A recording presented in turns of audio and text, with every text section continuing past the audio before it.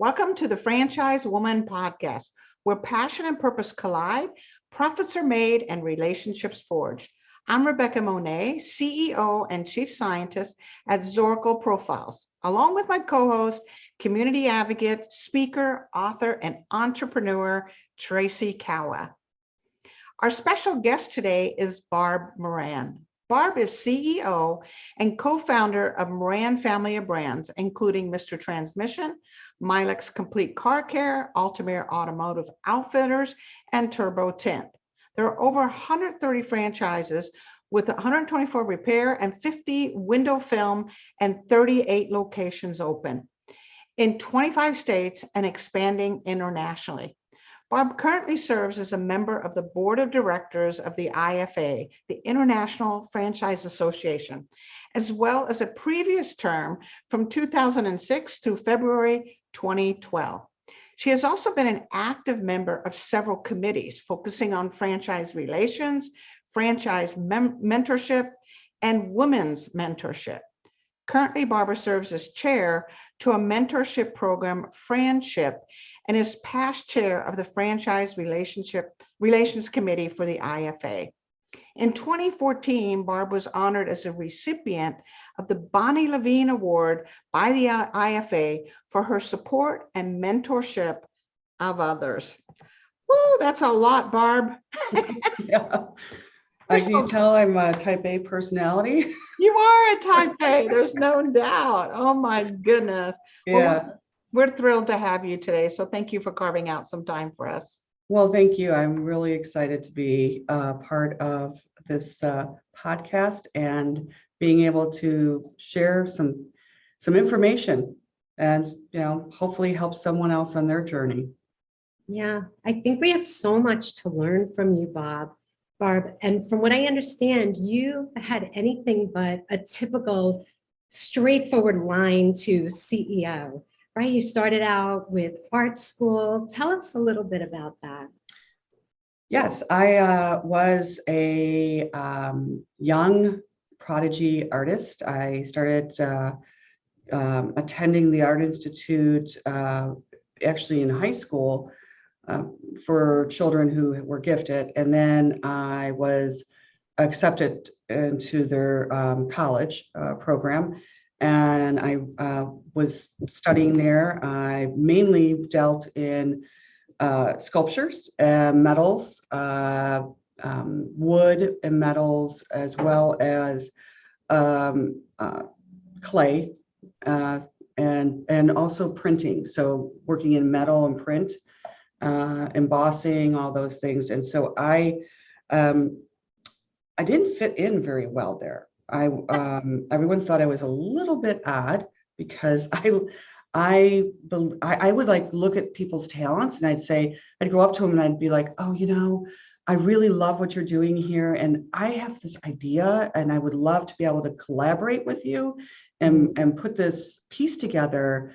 And they thought I was nuts. And they said, we don't do that here. So, it was interesting. I did find one individual that eventually, she happened to be my friend from there, and she liked the idea, and she was more like me, where we were just very unusual there. It just really didn't work out. I asked the president what I could do with my degree, and he said I could be a teacher of fine arts. And I said, that's not what I wanted to do. So no. And it's funny because I was really not very good at math when I was younger. And the minute that dollar signs were put in front of it, I got it. That's when I was able to figure it out. And so I went to work a summer job for my parents in their office, and I just kept on asking for more and more. I loved learning. I was the type of person as a kid that as long as I wasn't being told I had to learn it, I wanted to learn it. Yeah. Isn't that funny? It's just like a little rebel in you almost, right? Don't tell me what to do. Pretty much it was that. My saying in high school was, well, what are they going to do if I don't learn it? Yeah. Bring it on. Yeah. So, And I think yes. the dollar signs put that practical application of this abstract math, right? It made everything make sense. I love that. It did. That's what made it make sense. And I was like, oh my gosh, I get this now. Yeah. And prior, it was not that easy for me in the math side of things. And so, I went to work for my parents, and I was working my way through positions. I asked my parents after a couple of years where I could fit in, where can I go with this?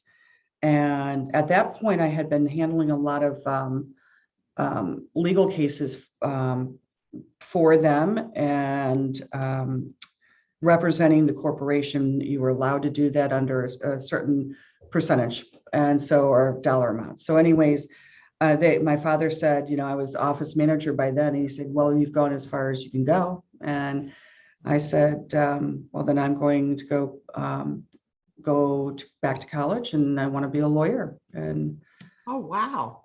yeah. And he was like, okay, go back to school. And so I was working part-time for him, going to school, and a year into it, I was hit in the head, had an injury, and I was unconscious for a while. And when I came to, I had a lot of healing and learning. I had short-term memory loss. I had communication difficulties, and I was having minor seizures.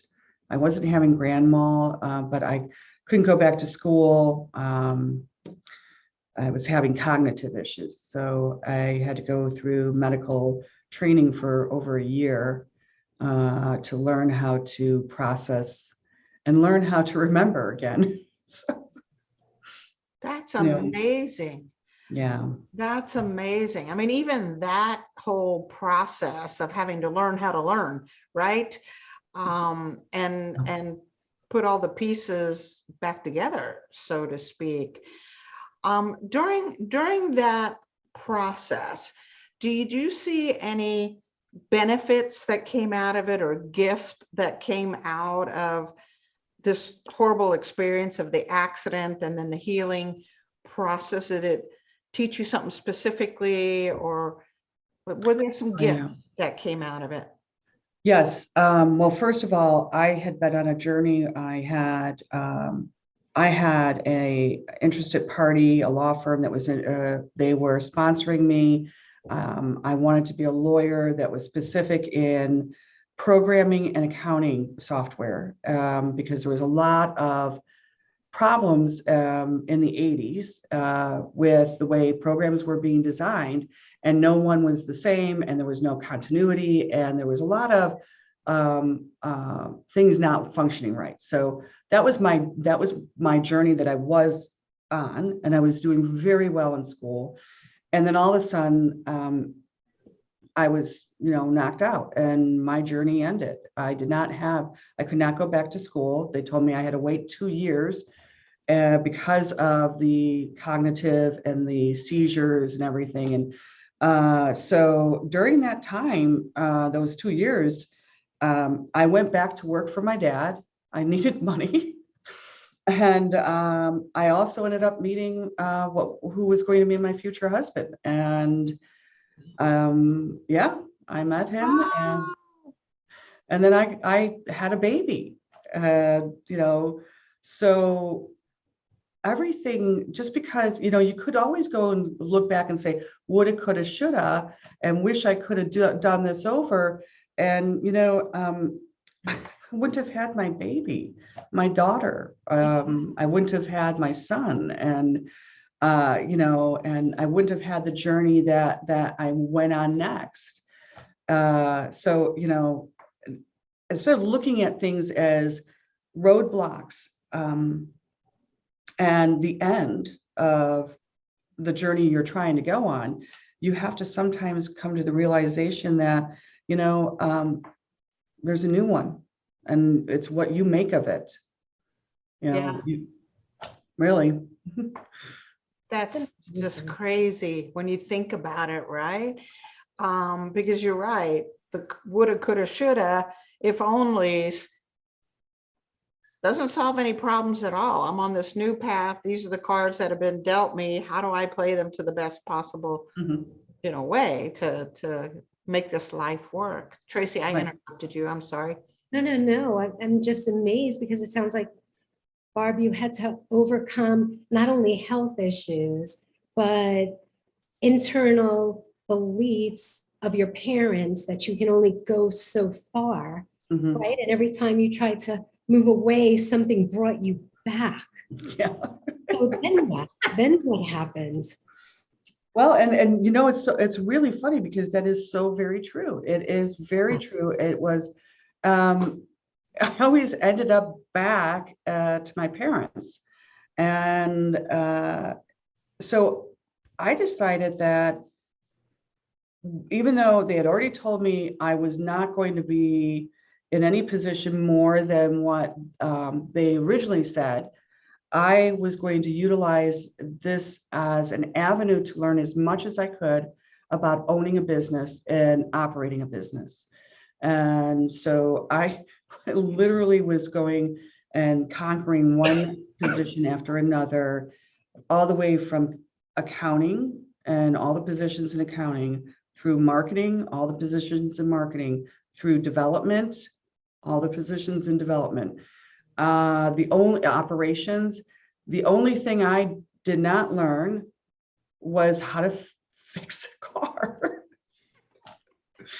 I, you know, I'm good at diagnosing, just because of growing up in the sounds and when a car's not working right and stuff like that. But yeah, no, I didn't want to build transmissions and engines. That wasn't where I enjoyed. I enjoyed the transaction, the communication, the customer relations, which I also was in customer relations and have really funny stories in that one. I never realized how serious and people took their car repairs until I went into customer service and handled customer service for a couple of years. So I wanted to learn everything I could. And then my father, yeah, he fired me for having a baby. I guess not really fired me for having a baby. He said he fired me because he wanted me to stay home. They're the same, Barb. They're kind of the same. He fired you. He just kind of softened it a little bit. Your dad sounds like old school Mhm. man, masculinity. Yeah. That didn't really get who you were at your core or couldn't see your potential. Would you agree that he's kind of old school? Oh yeah. Yes. Very much so. Was the type of employer and boss that you had from the 70s and part of the 80s, where they were tough. Many times they would say demoralizing things to you. They had try to teach him about HR and personnel and what's appropriate to say and what's not appropriate. And, it was very difficult. But many of us lived through that. Yes, it was my father. And I took more of a beating than, I thought I would, because I thought that his love of me would overcome his thinking that I'm just a woman. Just a woman. Yeah. You're supposed to stay home. You're supposed to take care of the family. He even paid me like 1/4, 1/3 of what my brothers made, but yet I was the one cleaning up their mistakes. It's just crazy. Yeah. I was raised by a similar father, and then we add religion on top of that, Mm. where there was very distinct roles of women as a baby boomer. I remember many conversations with my father and men in general of what a woman was able to do or not able to do, and frequently was held back, whether it was in sports or academics or business Mhm. or whatever, told I would never have the credibility, the authority, simply because I was a woman. But I would think in your situation, when you're working side by side, it's one thing to not have your father see who you are, and you're now off in the corporate environment away from him doing your thing. But when you're side by side, you're experiencing it day in and day out through his behavior and his belief systems.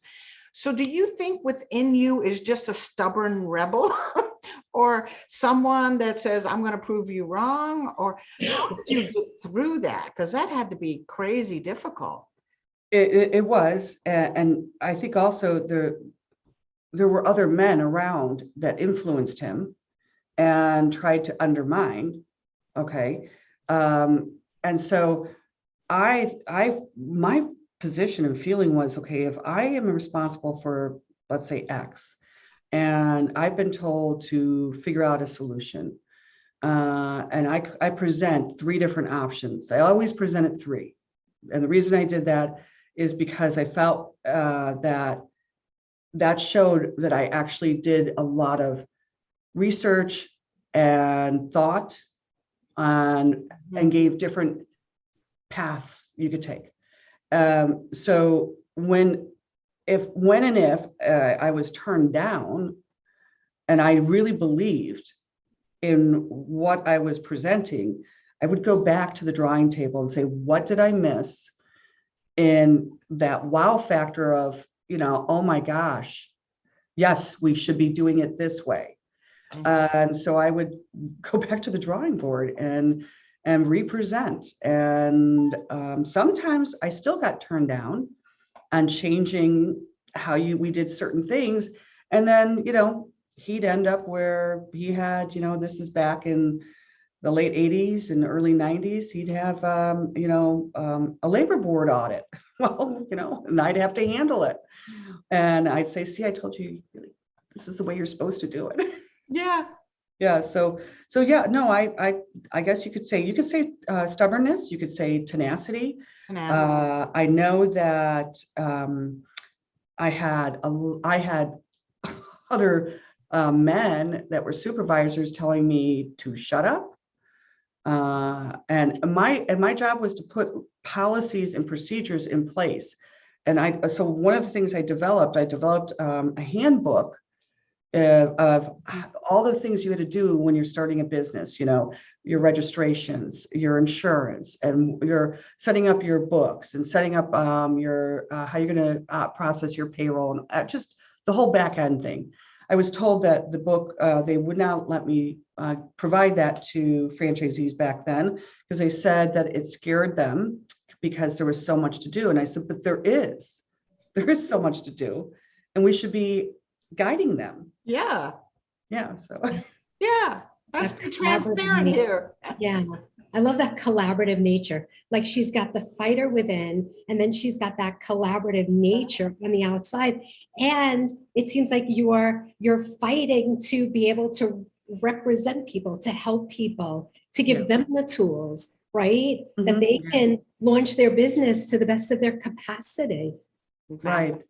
Exactly. Yeah, it was. And, of course, everyone, no matter who you are, has challenges.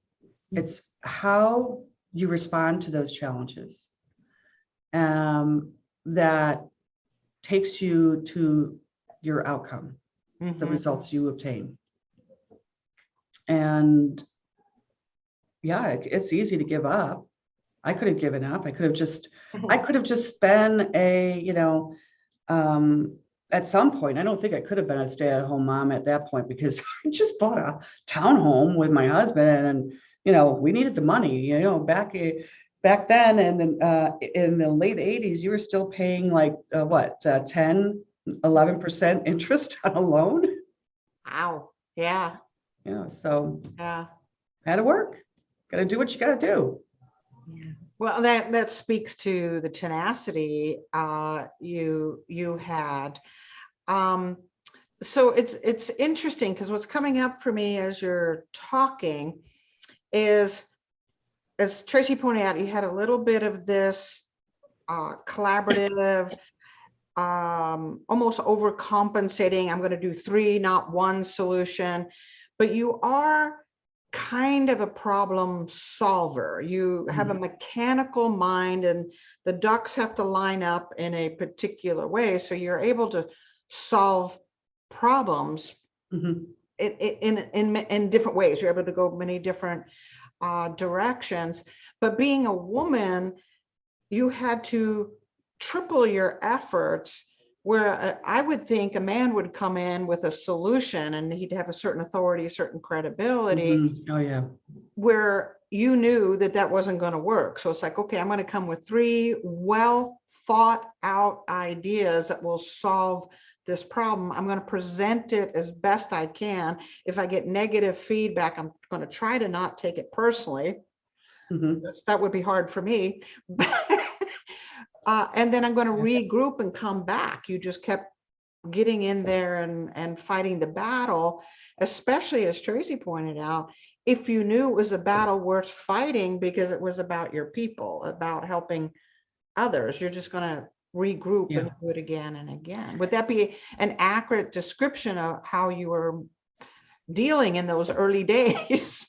Yeah, and you know what? Actually, in all my thoughts going back, I always was like, why did I operate that way? And you just talking about it, I'm thinking about, wait a minute, that's what I did as an artist, as a sculptor. If I'm sculpting, I had to figure out, how am I going to build something 5 or 6 feet tall without nails, Mhm.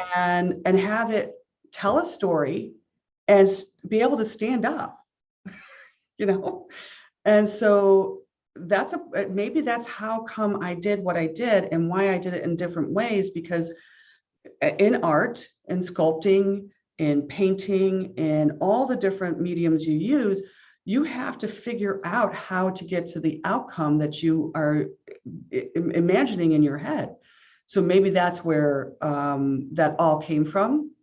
And to me, that seems like an avenue that, we're not perfect. We all have different ideas. And that's why if you bring people together and you say, okay, what does this look like? And how do we get to where our vision is? Yeah. So, Yeah. And again, that mechanical mind and the artist in you use many different mediums, which I find absolutely fascinating. And you use them in conjunction. And at times you even collaborated with others that might have used different ways or had different philosophies. And I think you're absolutely right. That early artist in you simply took all of that thinking process and problem solving, and I can use this metal and I can use this thing over here, and I can build something 5 foot tall. It's really, you're doing the same thing in your current business. I'm using this person's idea, this person's background, my ability to solve problems, and I'm mixing those things together to create something quite beautiful, right? With the Moran brand. Yeah, family of I'm brands. hoping to be able to help people to accomplish their dreams and their goals. It's that just really, I love when they have success. Yeah. I'm also thinking about this early synthesizer wanting to collaborate with others in art school, receiving the rejections on the collaboration. How much do you think that set the stage for later in life, when you were going to have to find these solutions, continue to synthesize without the support of those around you? When they laughed and made fun of me, I just kept on going and asking. But I also had to feel like they had some some talent that I did not have, and that's one of the things to me was really key is if they are, extremely talented over here and I'm over on this thing and we put it together, it's better. It's going to be better no matter what. So I kept on that path. But I will tell you, you brought up before about, hurt feelings. And I have to tell you, that was where my mom helped me. Because, what I didn't understand is why was my father out like this with me when my mom was his partner? And we all knew that it was my mom's smartness, her ability that helped him to be successful. She didn't make him successful. Nobody can make somebody, but you can help. And so he treated her with the utmost respect. And so what was the difference? And I remember many times being in board meetings and being told to shut up in front of everybody else, that I had nothing of value to say. And of course, after I got out of that meeting, I'd be in my office and close my door and cry. Me too. Well, and this is one of the other things. People, women, think that they're not supposed to. Well, when I'm angry, I cry. Me too. And I'm crying not because I feel sorry for myself. I'm crying because I don't know why. You're angry. Yes. Okay, Yeah. It's okay to cry. Yeah. And us women were told, just like that movie with, Tom Hanks, there's no crying in baseball. Well, no, you know what? Yeah, there is. And so, my mother one time, she's like, after a couple of years, she let me have it. She said, you need to move on, and you're not, get used to it and prove them wrong and stop your crying. And I'm like, Yay, mom. Great advice. Yay, mom. Powerful. She'd also do this. She'd be like this. And I'd say, what's that? She goes, this is the little violin playing, for you. Yeah. So, okay. You rose in an organization that was run by an autocratic father and a team of autocrats, right? That didn't have the same level of understanding that what women bring. So my question is, at what point did things shift? Was there a defining moment? What point did Dad go, oh, wow, my daughter's pretty bright and she can run this organization? What happened? There was, so 1997, end of 97, actually, I had medical problems and I had to have surgery in January of 1998. And I had the start of cancer, cervical, and my father, I was at the University of Chicago for my surgery, and my father and my mother went to the cafeteria, and he thought he was having indigestion from a cold bean salad, and it turned out he was having a heart attack. Oh, wow. And he ended up having a septuplet bypass. And after he had the bypass surgery and he was in recovery, he sprung a leak. They had to go back in, do it again. And then they forgot to do certain things with him, like they have to strap you back down so you don't pull your tube out. And so things did not go well. And he ended up having serious cognitive issues, and then had a stroke and a brain aneurysm and a brain hemorrhage. And so everything you think you could have go wrong can go wrong. And then the individual that was running the business was not he was horrible at relationships. He treated people very poorly. And both my father and I were recovering. I had a couple more surgeries, and we were both recovering during that 1998 period. And I remember we were sitting there, and I said, Dad, we were out by the pool, and I said, there's a lesson to be learned here. What is this? And my father was too weak to go back to work.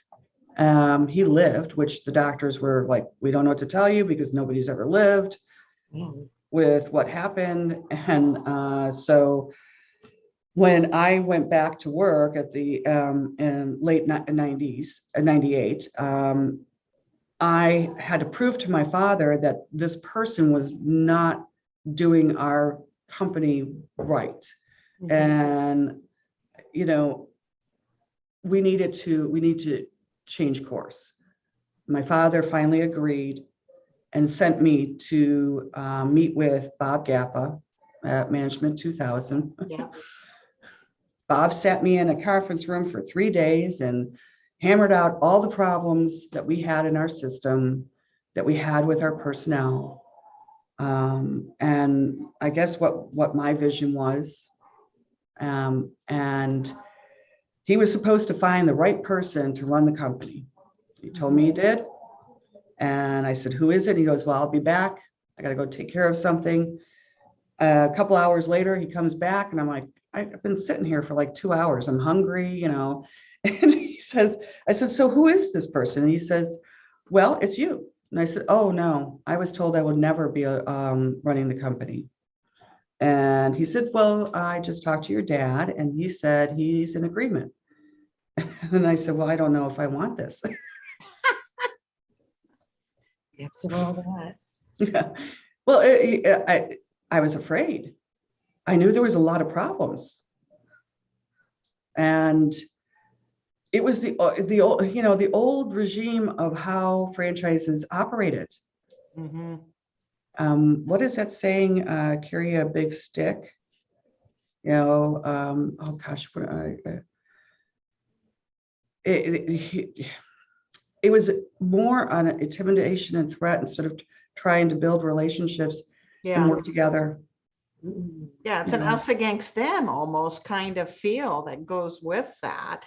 We're not on the same team, it's kind of almost a bully kind of feel, not Yeah. something that's collaborative or partnership thinking Yeah. at all.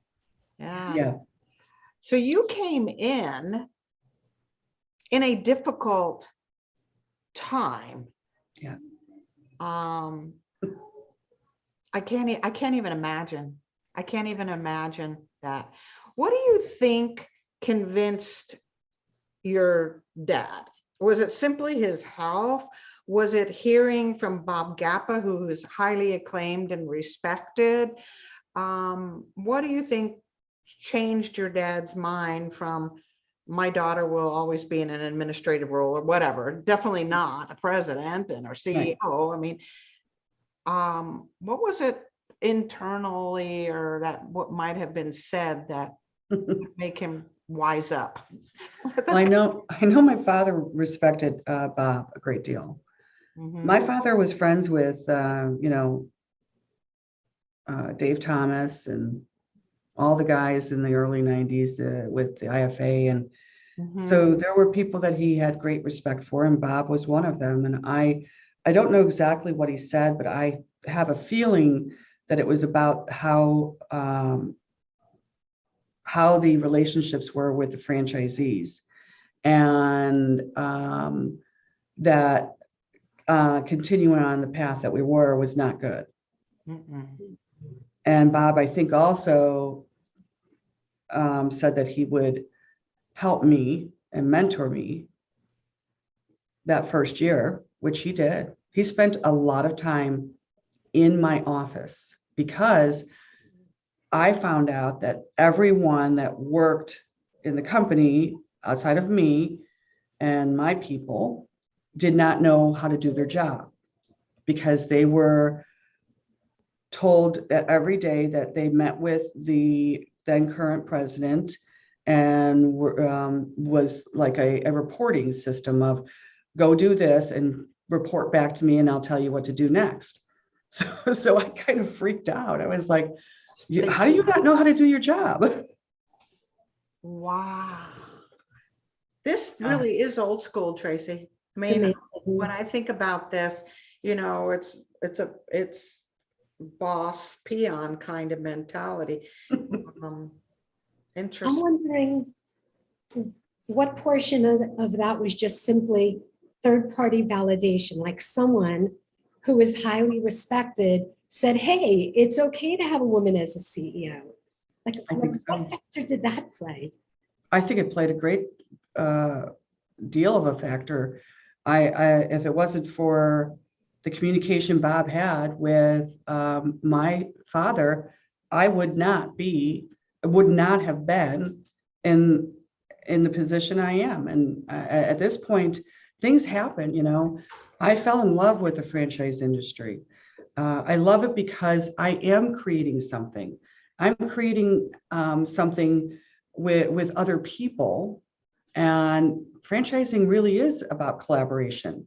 It is. So the fact is my journey is different. I love what I do.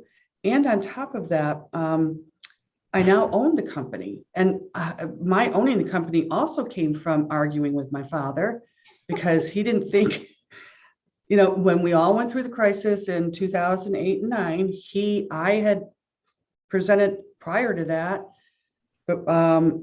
requesting that they do certain things because I felt that there was going to be a downturn in our business. And he got mad at me. And I was not a prophecy on this at all. Mine was strictly that gas prices were outrageous.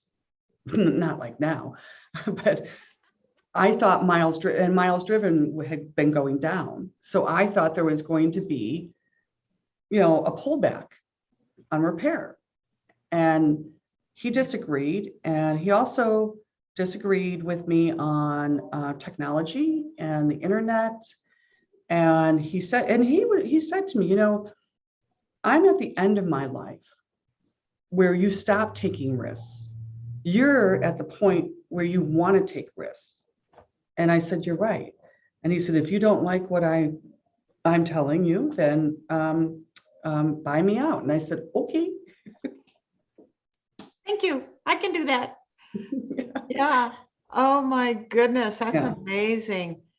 Absolutely amazing. When I think about the tenacity that you have to get through all the obstacles, a male-dominated industry, right? With some old school mentality, being a woman in that kind of environment, and you just kept slugging it out and doing what you needed to do. I'm curious, though, because our show is about passion, our show is about purpose. When did the falling in love with franchising, when did that come about? Was it a gradual thing that then turned into this passion and this love that you have, or did you have it going in? Did you just think, oh, this is a part-time job until I become a lawyer? Or Yeah. what caused the passion and the love for franchising and what you do? Actually, it has to do with the fact that my husband and I were franchisees as well. And during the time that I was working as a franchisor in the 90s, my father thought I should work for love and paid me really poorly, very poorly. And so, we had that fight where he fired me, and then I went to work for the government, and he got mad, and then he asked me to come back, and I was refusing. He allowed us to buy a franchise that was closed, and we had no money. I can't believe we did this.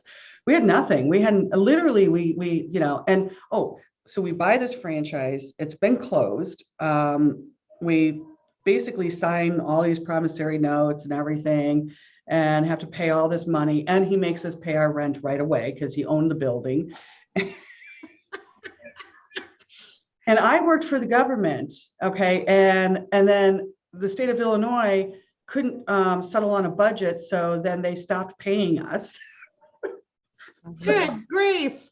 Oh yeah, it was crazy. But what ended up happening was when I went, and then I went back to work from him, and that's when I was being paid poorly, and still, but it's better than not getting paid working with the state of Illinois.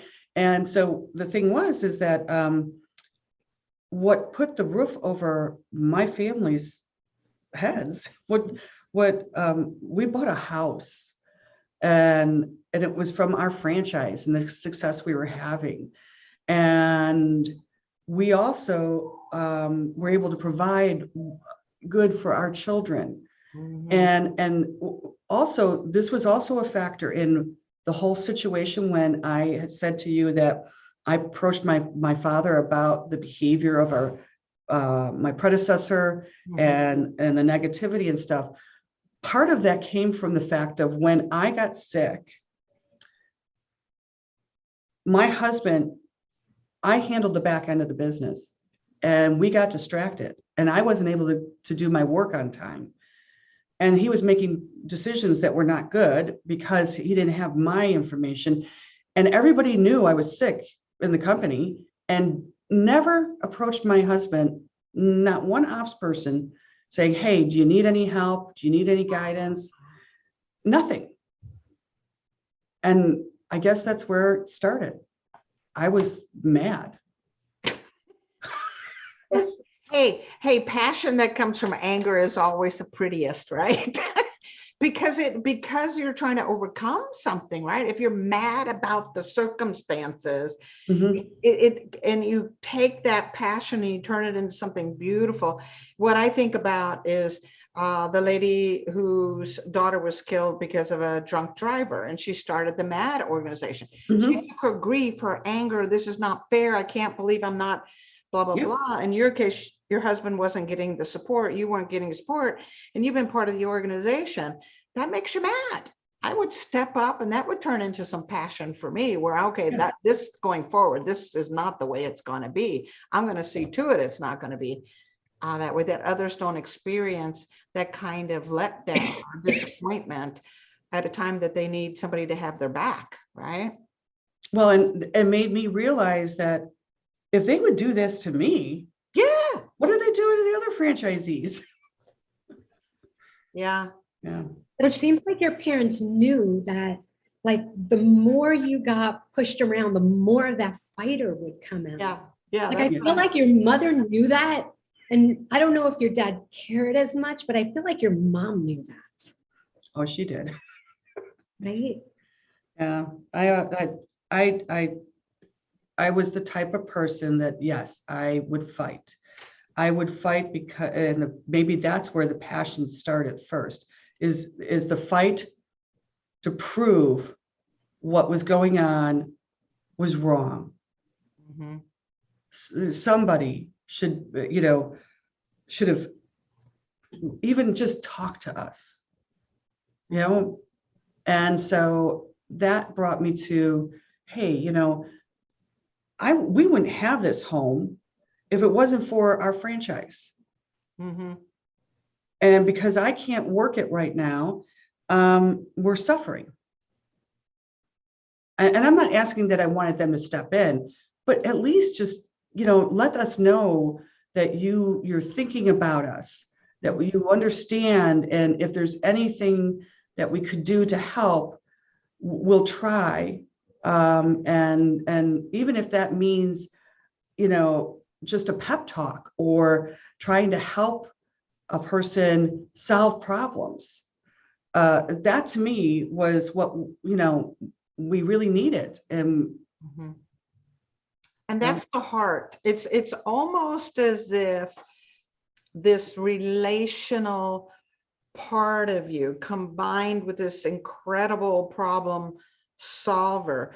But the piece that was missing with your predecessor and even with your father was this heart, this compassion, this empathy, this relational component that we're in this together. And that's what you brought to the table. And we can see now you continue to grow and you have incredible validation and longevity with your franchisees is this heart is there. You are the heartbeat, you are the passion, and you're the relational individual, because it's always about relationship. I don't care what business you're in, it's about the relationship. It is. And the thing is that it's also realizing, number one, you are not perfect, and you know, in order for there to be success for everybody, we all need to be working together, and no one's better than the other. You know, we all make mistakes. Sometimes it's just purely being accountable for them and trying to fix them. And it doesn't mean anyone's bad or anyone is not good. And I know it's a culture that we have here. It's about that everyone here, the one thing we have an orientation system when we have new people come on board, and I spend several hours the first day with them, talking to them about why we do what we do and how to be better at helping our franchisees, and going through all of the purpose. What is our purpose? What is our, you know, and that everyone that works here has a passion to help. And some days are really great and we have such amazing results, and some days can be really difficult. And we have to figure out how to prevent that again. That's why we have Puppy Fridays. Yeah. Will you bring your puppies in? Yes, we actually have some here today. So fun. What is important to you today? You know, I hear everything that you've been through and these trials and the tribulations. Like, what is important to Barb today as a woman, as a businesswoman? Well, you know, I'm older. I have, I love what I do. I also want to work on succession. In all reality, even though I was a part of my parents and starting the company with them, I was corporate secretary. I actually did the due diligence in the purchase of Mr. Transmission. I coordinated the moves up. I did, you know, what it was just interesting. But anyways, I have children involved, third generation succession planning, but also teaching business owners, our franchisees, that they can have that too. That's why they bought a franchise, is for a return on investment, and that a return on investment could be moving that to the next generation. And so we have a robust program of helping franchisees either to succeed to the next generation or to actually, you know, exit with a return on investment.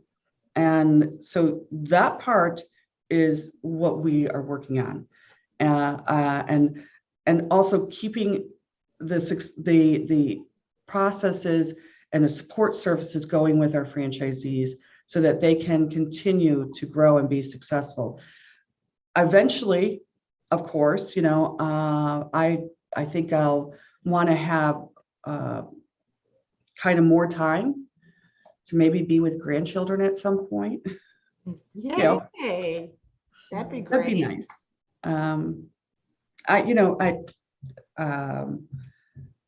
I always feel you got to make way for the next generation and be willing to teach and nurture, and so that people who invest in your business concepts know your intent is to continue and to be there for, you know, for the full purpose and time that they're with you. Yeah. I got this picture, Barb, as you were talking, of you as a woman going through the 70s, 80s, 90s in, a more old school way of more male dominance. You're kind of in this jungle and you are going forward no matter what. And you got your machete and you're, you know, jumping over logs and cutting down brush. You're doing whatever. But at the same time, what you're doing is you're building a bridge. So you've opened up a path and you've built a bridge. So those that are coming behind you, your children in this case, and the children of the franchisees, and those that are coming on board even now with Moran, that they have a path and they have a bridge that you were willing to put the effort in to build and to clear the way. So you truly are a trailblazer. You are a bridge builder, in my opinion.